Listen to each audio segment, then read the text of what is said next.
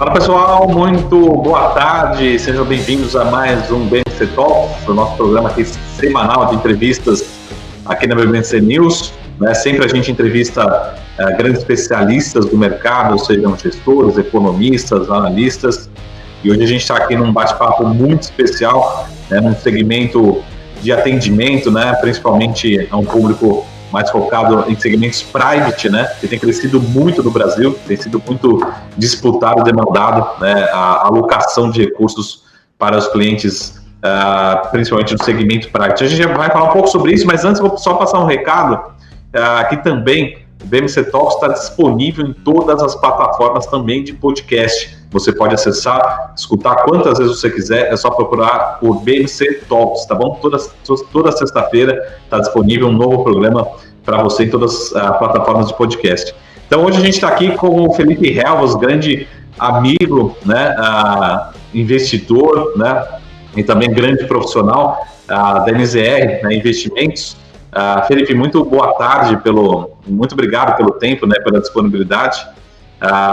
E de novo, acho que antes de agradecer, falar também os parabéns para todo o time da MZR, tem feito um trabalho fantástico, E eu queria primeiro que, antes de falar da MZR, enfim, falar de estratégia, de alocação, eu queria apresentar quem que é o Felipe, Aqui no nosso programa a gente também apresenta os profissionais, falar um pouco aqui da sua carreira, enfim, da sua passagem, como é que a gente chega até a MZR, onde é que foram o histórico aí recente do Felipe Helvas, Obrigado, boa tarde, obrigado aí pela participação, Saravalli, é um prazer estar aqui com certeza. Eu entrei no mercado em 2010, entrei no Banco Bradesco, trabalhando na área de renda fixa, passei ali para a parte de enquadramento de fundos e sempre ali vinculados ali, tudo a administradora do Bradesco.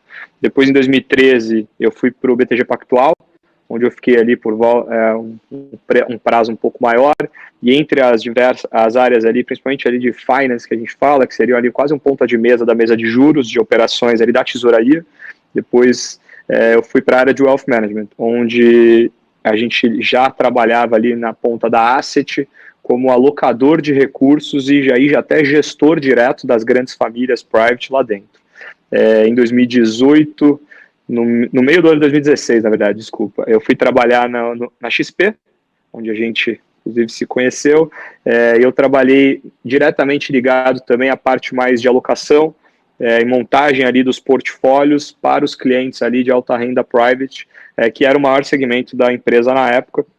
Fiquei lá até 2018, fui head dessa área, juntamente ali com os meus sócios que eu conheci, eles eram heads das áreas ali comerciais, que é o Pedro Zerbini e o Daniel Machado, e a gente fundou a MZR. A MZR hoje, ela está com mais ou menos 1.400 por aí, até esses dados aí mais recentes, dividido em duas grandes empresas, tá? Uma empresa dedicada como agente autônomo de investimentos, onde a gente vai falar mais um pouco aqui, dedicado bem no segmento de private. Ela também tem um braço, que é um braço ali já de multifamily office para clientes ali com recursos ali um pouco maiores e uma dedicação um pouco diferente ali com essas famílias. Então, esse é mais ou menos o nosso posicionamento e até, como você mesmo falou, bem focado no segmento private.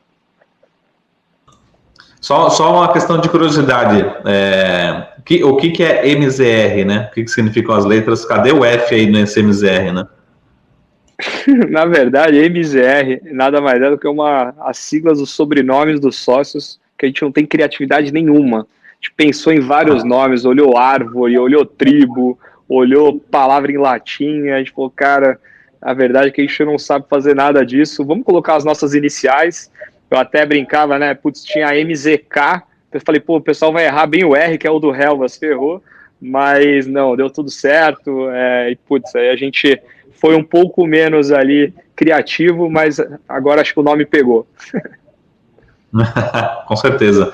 O Helvas, só para explicar assim, o que exatamente demanda um cliente private no dia a dia, e eu acho que esse serviço também, esse atendimento, ele tem crescido muito, me corrija se estiver errado, mas acho que é um serviço também que vem se expandindo, se tornando mais acessível, mais friendly, se a gente pode dizer assim, que era meio assim, blindado, né, dentro dos grandes bancos, né, ou tinha ali as suas family offices, e começam realmente a aparecer novos atendimentos, novos prestadores de serviços, empresas como MZR, para realmente ter um atendimento mais focado, né? Então, primeiro, entender como é que funciona, né, esse dia a dia, e realmente falar um pouco mais desse público, no sentido assim, são famílias, são realmente grupos, às vezes individuais, enfim, como é que funciona esse tipo de perfil de cliente, né? Legal. Bom, o perfil do cliente, ele de fato é um poder aquisitivo um pouco maior, que normalmente está atrelado ali à família, um empresário, e aí um grupo familiar que tem ali normalmente um foco. Então tem uma pessoa que normalmente direciona mais os investimentos dessa família. Então, até a gente fala, né, um grupo familiar em que a gente acaba concentrando mais em uma pessoa diretamente. E a parte da empresa também é relevante. Então, você criar ali, de alguma maneira, um serviço em que ele consiga também e que a gente consiga também atender a empresa é relevante, porque a gente tem, de fato, essas famílias, elas têm ali uma dedicação, né, em ambas as partes ali do profissional e do pessoal, para conseguir ali fazer esse tipo de atividade. Então, esse conhecimento ele é relevante. Ponto principal, eu acho que no segmento private você tem diversos tipos de clientes, mas a gente foca muito na passagem de bastão. Então, de fato, ali a gente consegue agregar bastante valor, trazendo ali discussões e gerando valor para esse cliente de fato, né? Nas discussões de passagem de bastão, pensando em estratégias boas de sucessão, fiscalmente, qual é a melhor maneira dele trabalhar com isso. E, obviamente, a gente usa todas as ferramentas necessárias, os parceiros, para conseguir ali agregar valor nesse sentido. Então, tentando ali de maneira resumida, né? Acho que você consegue trabalhar, a customização ela é super relevante, então você trabalhar com poucos e bons, é até por isso que a gente está nichado no segmento private. Não é que a gente não quer atender clientes mais de varejo, de valores um pouco menores, é que a gente não tem escala no nosso modelo hoje. Essa customização ela exige um esforço maior. Uma pessoa dedicada na mesa de renda variável para esses clientes, ter um assessor, um banker dedicado para fazer isso. Então, obviamente, é um estilo, é um modelo de negócio, então a gente acaba virando muito mais uma boutique, com uma cara de boutique, né? Poucas pessoas em que a gente conseguiu qualificá-las num nível bem interessante, acima na nossa visão do mercado, e o cliente consegue enxergar isso no dia a dia. Então, ele se sente próximo, ele sente que a gente customiza as coisas para ele e ele sente que o conhecimento é alto. Então, tudo isso eu acho que gera ali um grande diferencial para a gente começar a crescer e a gente tem visto ali, tem tido bastante sucesso aí nesses últimos 2 anos. Sim. Muito bom. Revas, só uma questão de uma curiosidade, né? Eu acho que grande parte desse público, eles são empreendedores, né? Então, ou grandes executivos de empresas, ou têm a sua própria empresa, ou já tiveram a sua própria empresa, né? E aí eu queria entender o seguinte, na alocação, né, de investimentos de fato, eles também investem muito em ações, como é que é esse perfil de renda variável, né? Porque provavelmente são investidores com perfil de risco, né? Que já realmente ao longo da vida já tomaram muito risco, né? Como é que é a alocação em bolsa desse público private, né, exclusivamente? Imaginando que a gente tem 2 grandes públicos, mas o principal deles está sempre na preservação de capital e na perpetuidade, né? Você tem, obviamente, perfis mais agressivos, mais alavancados, né? Como você comentou, gostam de tomar bastante risco ou designam a parte do recurso para fazer isso. Então, quando você vai montar a carteira, você tem que ali trabalhar bem ali o tamanho das posições. Então, isso é uma coisa ali bem relevante. Do ponto de vista de renda variável, como você comentou, a gente fica preocupado às vezes, tenta passar um pouco dessa preocupação sobre a questão do dia a dia de renda variável para as atividades que aquele cliente faz em relação à parte profissional, pessoal e por aí vai. Por quê? A gente sabe, assim, por mais que você faça um trabalho de atendimento próximo, o nível de dedicação, de proximidade daquele cliente no dia a dia das informações, até para tomar as atitudes dentro do aceitar ali as ordens e tudo mais, exige mais tempo dele. Então, a maioria das vezes, o que a gente faz quando ele quer operar diretamente, ativos diretamente, aí seja na bolsa um exemplo, a gente pergunta qual que é o tempo que ele tem para fazer isso. É aquela questão, né? Entra numa reunião, o mercado desaba, a gente deveria ter feito uma posição, aí quando ele volta da reunião, ele olha e fala, putz, por que a gente não fez? Não, então, não dava, né? A gente não conseguia falar com você, então talvez se a gente terceirizasse, usasse um fundo, por exemplo, de ações, para esse cliente pode fazer mais sentido. Eu não acho que necessariamente ele também tenha que escolher uma só. Acho que ele pode fazer os dois. Mas, de fato, a questão do tempo para operar ativos diretamente é uma coisa que o cliente tem que dar mais atenção para isso. A gente tenta trazer. E, obviamente, eu acho que até à medida que esses últimos 2 anos de bolsa, era difícil você não ter ativo direto, né? Todo mundo fala sobre isso. A gente até entende, todo mundo quer falar sobre o tema também, que você é acionista, está olhando o preço e tudo mais. Mas, de fato, eu acho que fica um risco do timing, às vezes, para a gente conseguir ali fazer alguma movimentação. O foco no longo prazo, aquelas ações que você vai querer, de fato, ali, geração de valor a longo prazo, você casaria com ela até, né, no modo de falar, tem que sempre olhar preço, não é assim que funciona, mas ele vamos dizer que ele dá para fazer um pouco mais para esse perfil. Então, de novo, a dedicação que ele dá para os investimentos, ela nos faz criar alguns filtros de qual que é o melhor produto para ele, na nossa visão, e que vai atendê-lo melhor, entendeu? Uhum. Então, falando justamente disso, assim, qual que, por exemplo, chega um cliente novo, né, para vocês, qual que é o grande desafio, né, de um cliente que está chegando? Provavelmente, assim, eu vou chutar aqui, depois você responde, mas, por exemplo, provavelmente o cara chega totalmente desenquadrado, sei lá, 99% em renda fixa, qual que é o grande desafio de realmente quem chega, esse equilíbrio, atender e entender também o perfil do cliente, enfim, quais são as grandes dores, né, do cliente que realmente vai procurar MZR, né? Legal. Eu acho que você falou do perfil do cliente quando ele chega, né? De fato, acho que as dores elas estão muito no atendimento, muitas vezes, e para mim, além do atendimento, ela está no alinhamento. O alinhamento é muito importante. Primeiro, não existe almoço grátis. Então, esse negócio de ganhar 1% a mês com juros a 2%, ou você está tendo uma carteira com perfil de risco que é fora do que você está falando, ou você está alinhado de que tem risco, tem volatilidade, você tem que, faz parte do jogo você sofrer em alguns pontos. Então, a gente vê muito isso. 2019, por exemplo, eu considero um ano ruim em termos de alinhamento com os clientes, porque tudo deu certo, isso gera um problema. Então, tomamos mais risco do que deveria, ou queremos tomar mais risco, né? A visão do cliente era um pouco essa. Por que a gente não aloca mais, né? O boom dos fundos imobiliários que a gente viu até o final ali de 2020, ali até o comecinho de 21, teve uma queda drástica e tudo mais. Então, momentos de correção, normalmente o cliente ele também quer ser mais alinhado. E ele fala que ele não esperava isso e tudo mais, e que ele normalmente vem com essa dor, né? Não me avisaram dos riscos e por aí vai. Então, acho que o alinhamento ele é fundamental. Do ponto de vista de quando ele entra, o que eu vejo que é quando o cliente ele tem distância do mercado de investimentos, a tendência é ele falar que ele é conservador. É conservador pelo simples fato de que ele não entende o que acontece lá, então ele prefere, obviamente, ter um pé atrás. A carteira, eu acho que a gente tem que refletir, a gente tenta fazer isso um pouco mais, é alinhar um outro ponto, que é o ponto do prazo. Quando que ele vai usar os recursos, qual que é a ideia? Perpetuidade, preservação de capital, aí você pode assumir ali investimentos para 3, 5 anos, é a hora que você pode assumir algum risco, né? Faz parte do jogo. Então, uma carteira mais moderada, um perfil um pouco mais agressivo. A palavra agressiva ela é complicada também no mundo dos clientes private, porque muita gente se assusta. Fala assim, não, eu não quero ter um perfil agressivo e tudo mais. E aí, de novo, alinhamento. Então, você fala do prazo, comenta que ele pode ter risco, e isso converge num resultado, no tempo, tende a dar resultados mais favoráveis. Então, essa parte ela é fundamental.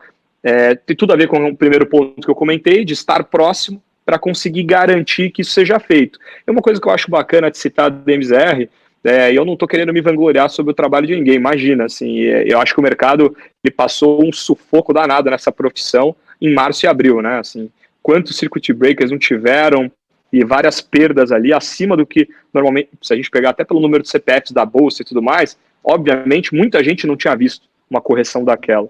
E aí quando a gente olha para essa situação, eu acho que a gente, vou dizer que a MZR ela acabou passando bem por essa situação, porque a gente avisava, a gente sempre alertou, falou dos riscos e tudo mais, e a gente tentou dizer, primeiro, essa perda ela poderia acontecer, não fugiu do mandato, eu acho que ela estava dentro do esperado, e ao mesmo tempo também, como a gente estava próximo, esse cliente ele conseguiu ter calma. É fácil falar agora, as conversas foram bem acaloradas em vários momentos, mas eu acho que é um pouco disso, a proximidade também gera um conforto. Pô, tem gente te falando, calma, não é assim, o mercado volta para frente, vamos olhar um pouquinho para frente, vamos dar um pouco mais de prazo. Carteiras agressivas que caíram bastante, imagina, você tinha um alinhamento de 5 anos de carteira e o cliente tinha 1 ano a carteira e veio uma queda como essa. Obviamente, ninguém, e nem nós, né? A gente não está feliz com o resultado quando ele cai, mas eu acho que é relembrar o alinhamento inicial. Então, lembra do prazo, momentos como esse acontecem, tudo mais. Quando a gente monta uma carteira, a gente tenta mostrar também um pouco o que é uma perda esperada, às vezes, para um momento ruim. Então, mostrar ali choques de mercado e quedas importantes que aconteceram, para falar, o dia que cair 5%, 10%, como é que você se sente em relação a isso? Ah, não, eu aceitaria.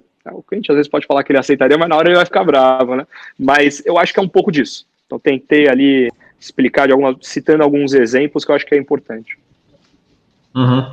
Ô, Helvas, deixa eu só trocar completamente de assunto para a gente entrar um pouco mais em alocação. Mas aqui a gente, geralmente eu jogo lenha no parquinho, né? Fogo no parquinho, né? Mas aqui eu vou precisar citar alguns nomes, mas não necessariamente esses nomes. Mas você acha que talvez esteja mais próximo da alocação, principalmente de fundos? Mas é só questão de curiosidade. Então, por exemplo, quando vem um fundo, por exemplo, fundo verde, né? Talvez um dos melhores fundos do Brasil, um histórico absurdo, e ele vem lá com abertura, né? Ele vem uma janela para captação, seja em qualquer corretora, qualquer banco, ele em alguns poucos minutos, né? Ele preenche ali o espaço. Mas ao mesmo tempo, por exemplo, a gente teve também a construção de várias gestoras de recursos nos últimos anos, né? Talvez tão boas quanto até algumas melhores, pelo menos nesses últimos anos, né? Então, será que realmente é racional, né, para o investidor falar assim, ou tem uma questão psicológica também, fala assim, eu quero estar no verde, eu quero ter o verde na minha carteira, né? Você acha que justifica pela diversificação, ou tem uma questão também psicológica, fala assim, eu quero estar naquele fundo que é o melhor fundo do Brasil dos últimos 20 anos, enfim, porque parece que realmente tem uma questão talvez um pouco menos racional, um pouco mais psicológica nessas aberturas aí de fundos quando vem, né? Não só verde, mas tem outros casos também emblemáticos de abertura e também preenchimento muito rápido, né, das capacidades, né? Sobre a lenha da fogueira não tem problema, se o que eu puder aqui eu vou tentar falar da maneira mais honesta possível. O verde, ele é um exemplo legal mesmo, porque é impressionante, assim, antes de 2015, 2016, com esse mercado de plataformas abrindo, essa democratização um pouco maior, ninguém sabia quem era o nome dos gestores, né? Então você falava assim, você conhece a SPX? E ninguém nunca tinha ouvido falar. O Rogério Xavier era uma pessoa que se ele andasse na rua, ninguém conhecia.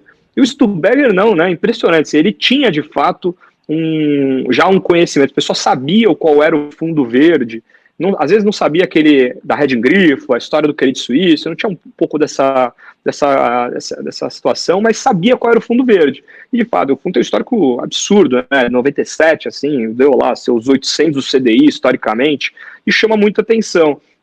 Eu acho que sim, tá? Tem acabar em alguns segundos, como aconteceu recentemente, mostra um pouco desse glamour ainda que existe. Eu acho que as pessoas, elas querem, de fato, ali contar para os outros que ela tem um espaço no verde e tal, e tem o psicológico que você citou, eu acho que tem, tá? Engraçado esse ponto do verde, porque eu vi muita gente criticando o Luiz Stuberger. Eu lembro que até falaram porque a vida pessoal dele tá ruim, e não sei o que, falaram um monte de coisa ali nos bastidores, porque ele andou de lado em alguns momentos do mercado, 2016, 2017, se eu não me engano, e aí muita gente criticou e como que ele estava na situação e tudo mais. Foi mais ou menos esse período ali, entre 2016 e 2018, teve um período que ele andou mais de lado e não entendeu a ideia do produto, né, que é um cabeça mais estrutural, toma posições para mais longo prazo. Uma ou duas cotas que você não participa, às vezes, desse produto e você fica de fora da tira, né, do resultado grande ali do produto. Então, eu acho que tem um pouco disso, tá? Acho que a questão do alinhamento, como a gente falou, né, a falta de conhecimento, mas assim, a alocação no glamour dele, assim, impressionante. O pessoal nem sabe quanto tá rendendo, mas tem o verde e tal, vamos colocar dinheiro e tudo mais, entendeu?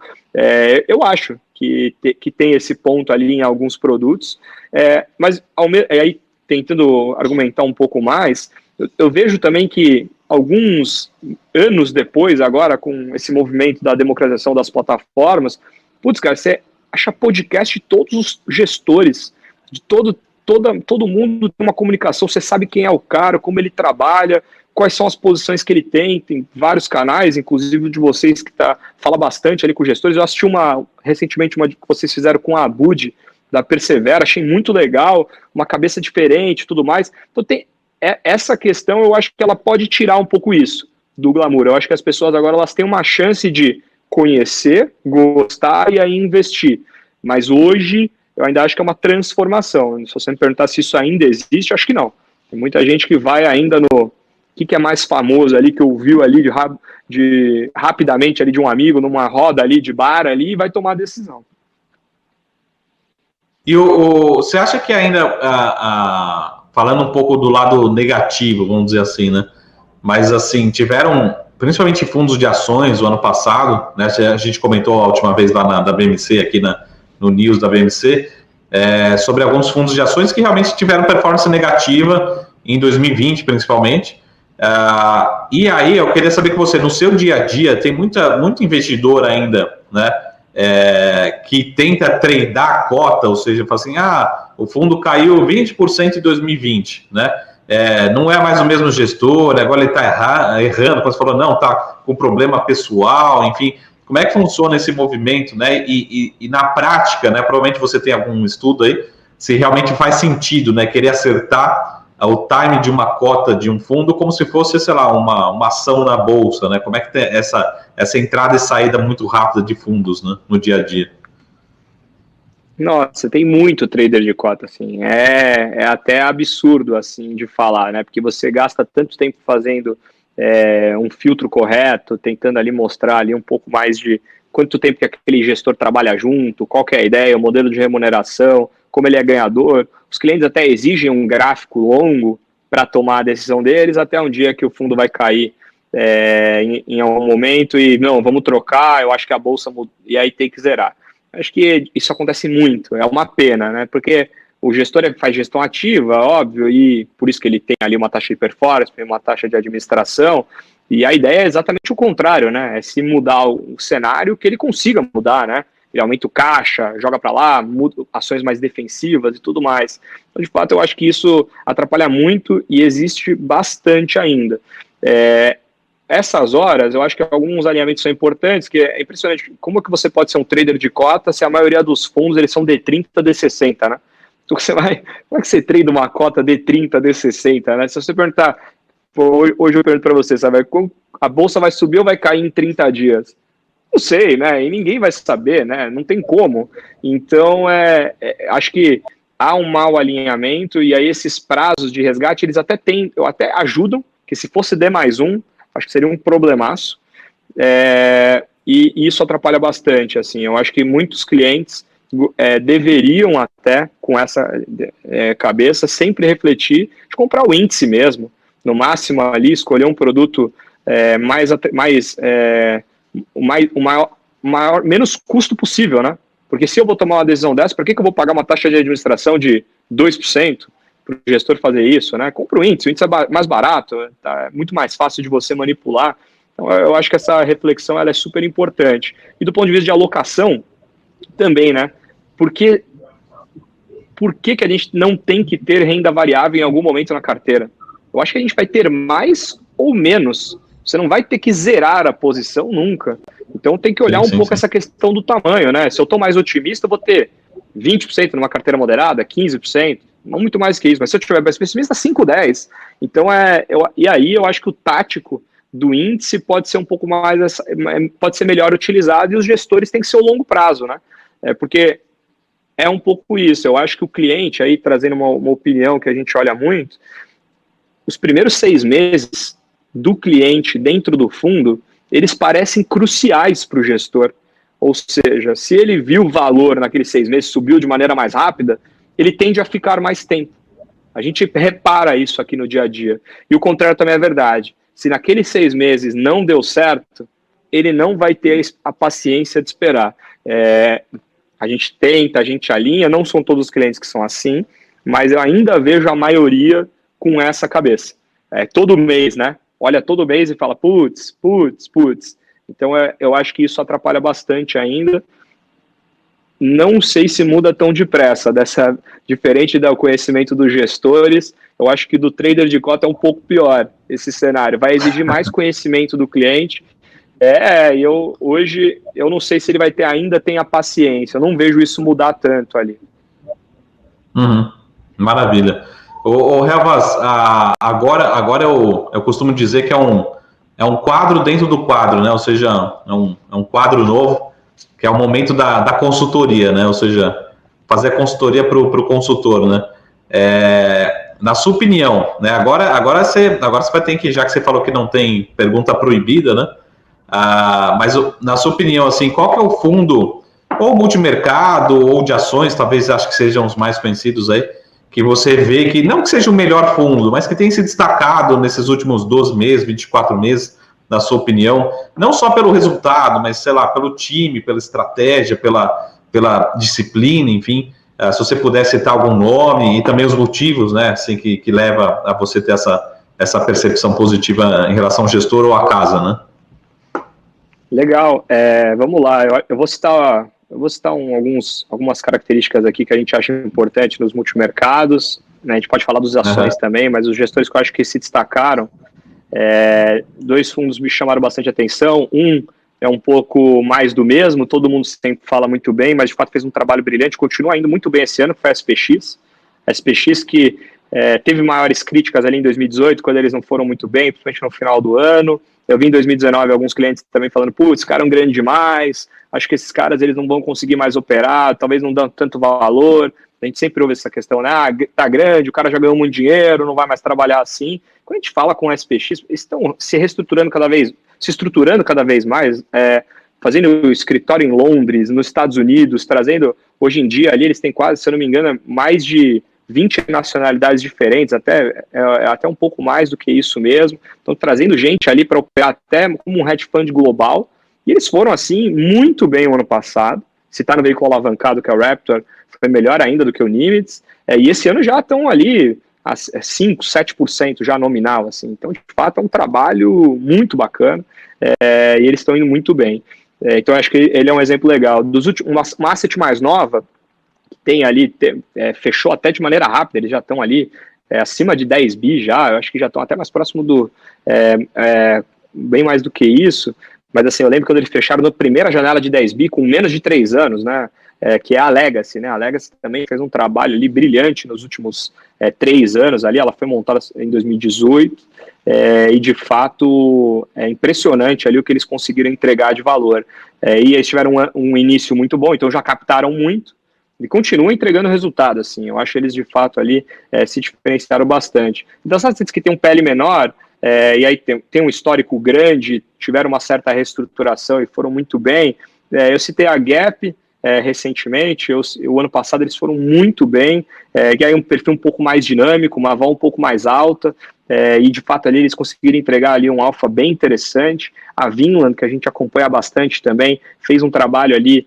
excepcional, e a Asset também teve algumas mudanças ali importantes, foi criado ali quase no mesmo momento da Legacy, e teve ali umas mudanças, acho que eles conseguiram arredondar bem o movimento. O James ele fez um trabalho muito legal, um trabalho muito bom ali durante a pandemia, eles voaram ano passado, eu acho ali que foram os multimercados que eu consigo ali destacar um pouco mais, que são esses que podem operar de tudo, né, sem necessariamente ali uma estratégia específica. De ações, a gente viu o pessoal da Absolute Partners, de fato, dar um show. Eles eram do Pactual, né, da gestora ali do BTG Absoluto, de renda variável, montaram a gestora, rapidamente fecharam ali, captaram rapidamente alguns bilhões de reais, e eles foram ali absurdamente bem no ano passado, assim, subiram ali acima de 40%, um negócio de fato ali diferenciadíssimo. Outras gestoras que a gente achou que foi bem, a Trust foi muito bem, Trust Long Biased fez um trabalho excepcional, não é um long only aí no caso, né? Então ele conseguiu ali via esse fundo multimercado de ações ali acertar mais o time, montar ali algumas proteções com outras classes de ativo, fez um trabalho muito bom. Sharp é outra casa, posso falar aqui várias, tá? Mas assim, eu acho que tentando destacar ali 3, 4 de cada caixinha, e, obviamente se você quiser falar de alguma específica a gente pode aprofundar, mas foram casas que estavam bem estruturadas, tem ali um histórico muito relevante ali de sócios, fazem muito bem ali aquele tipo de operação há muito tempo e, obviamente, acertaram o cenário, né? Todo mundo espera que eles acertem o cenário sempre. Na média, acertaram muito mais do que erraram, com certeza, por isso que tem sucesso. Mas o ano passado, que foi um ano, eu acho que divisor de águas, né? Muita gente foi, até se falou, né, negativo, e muita gente foi muito positivo, né? Essa dispersão, ela é interessante, né? Eu acho que chamou bastante atenção quando os gestores foram muito bem, né? Subiram 20%, por exemplo. Isso é uma coisa que chama muita atenção no cenário de pandemia, né? Sim, com certeza. Para quem conseguiu ter um resultado positivo já no passado, já foi um grande desafio, né?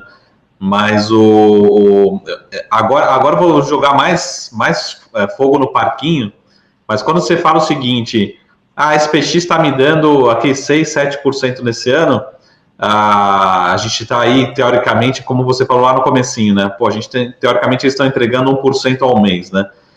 Você não acha, por exemplo, que um fundo desse também não pode também estar correndo risco a mais ou excessivo no sentido, pô, você está com um resultado bom, legal, mas também tem uma justificativa também de por que chegou lá, né? Ou não, né? Assim, como é que o investidor tem que estar preparado para esse tipo de informação? Porque quando está positivo, legal, estamos juntos, mas também um fundo desse em algum momento pode dar, sei lá, -2 dentro de um mês, né? Como é que você vê, particularmente no caso da SPX, né? Não, eu acho legal a sua pergunta, porque uma coisa que a gente olha bastante aqui é tentar monitorar o risco das carteiras, né? Exatamente isso que você falou, né? Olhar se aquele gestor ele se propõe a de fato entregar ali aquilo que ele falou, né? Ou se em algum momento ali ele vai bater de frente com o mercado, vai tomar mais risco e a vol vai subir muito porque ele está querendo estar na contramão do mercado. E a gente já viu gente no passado perder a mão nisso e perder toda a credibilidade, né? No caso da SPX, eu acho que, se você olhar, eles conseguiram ali segurar bem a volatilidade entre 5% e 7%, então eles não mudaram muito pouco, na verdade. Os limites de risco foram acionados em alguns momentos, eles conseguiram se segurar bem. Eles estavam com posições um pouco mais contrárias que o mercado, então esse exemplo até, se pega março, por exemplo, talvez foi o mês, né, março de 2020, né, a hora que você espera uma cota negativa, eles rodaram 0,20 positivo. Então, assim, de fato, eles conseguiram ali trabalhar bem o portfólio, talvez porque a visão fosse um pouco mais pessimista do que a média do mercado, mas imaginando que não fosse, a gente já viu momentos em que eles perderam dinheiro, mas não fugiram dos limites de risco. O que a gente viu, e aí desse ponto ele é super importante, Saravalli, o que a gente viu é que no mercado de juros baixo, o cliente também buscou os investimentos que estavam ali com um nominal muito alto e não se atentou ao risco, né? Então aquela questão do Sharpe, né? Que é uma questão ali super relevante, né? De você olhar de alguma maneira ali dentro das medidas de risco também, se o retorno, dado o risco que ele correu, se ele se pagou, né? E o que a gente viu foi muita gente tomar ali decisões por veículos mais alavancados, por veículos, às vezes, que tivessem um pouco mais de risco.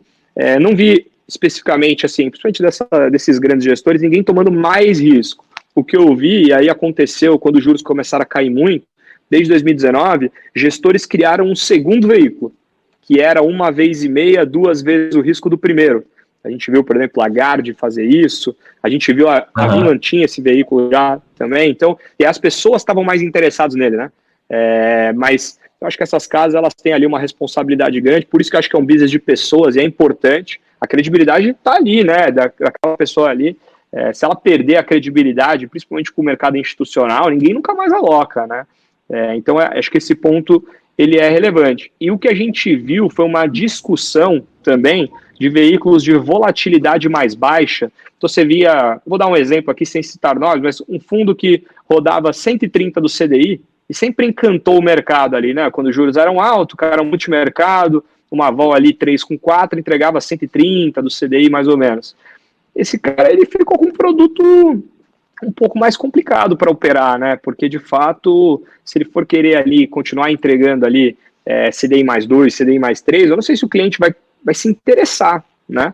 Uma volatilidade de 3, imaginando que ele vai querer entregar CDI mais 3, é difícil, né? Porque CDI mais 3 no mercado de 2 era 5, né?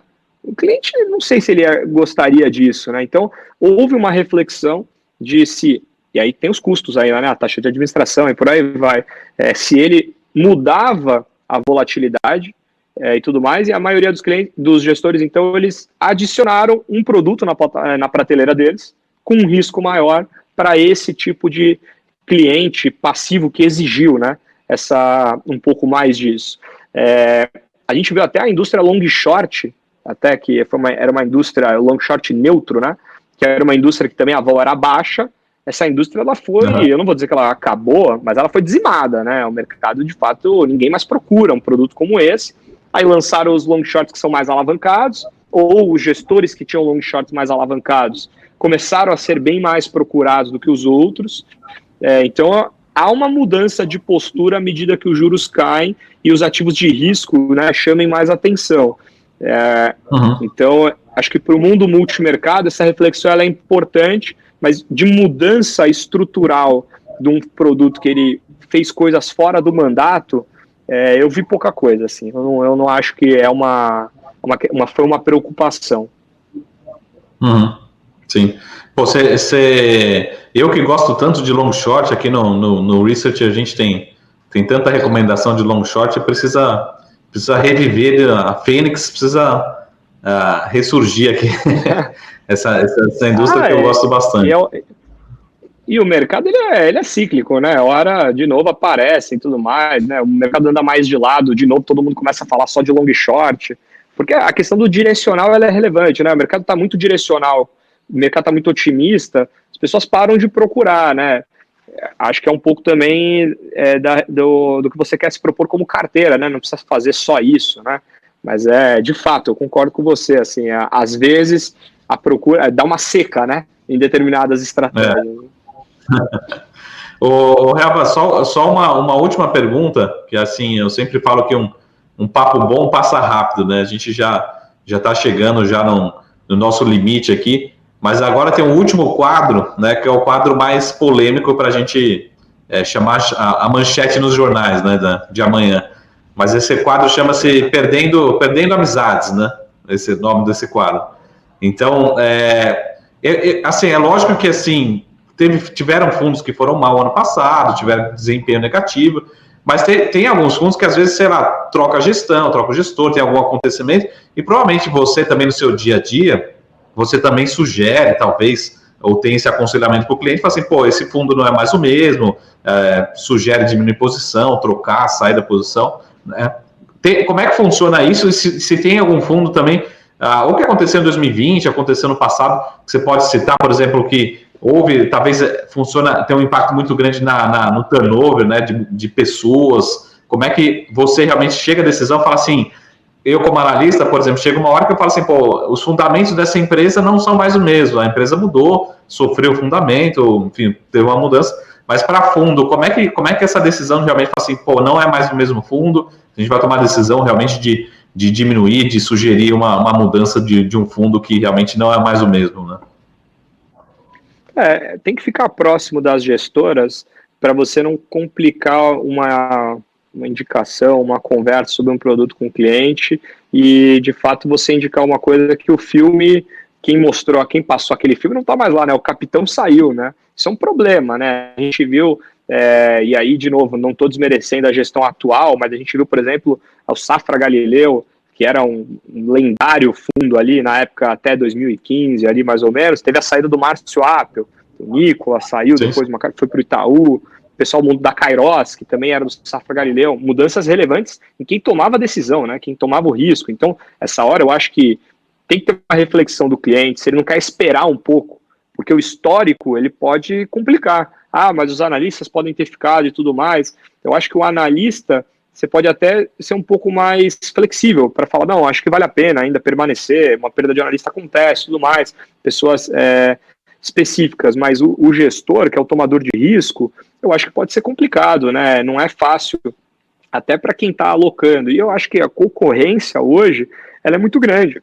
Então, se o Stuberg saísse da Verde, hoje, não, assim, o Luiz Parreiras é excelente, mas será que a gente precisa correr o risco e será que a gente não pode procurar outros gestores que continuam melhor estruturados e não tiveram grandes mudanças?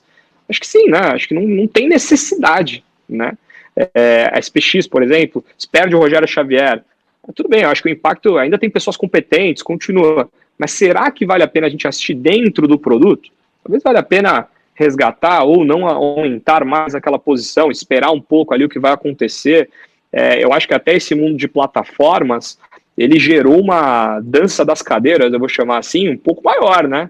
Eu acho que tem muita gente ali migrando um pouco mais ali das gestoras, analistas, talvez ali até, porque tem mais assets, né? Então é natural também que aconteça, você está mudando mais analistas e às vezes tem gestores que estão saindo, gestores até de produtos de bancos montando assets independentes, mas até outras assets se juntando. A gente vê agora a MZK se juntando com a Quest.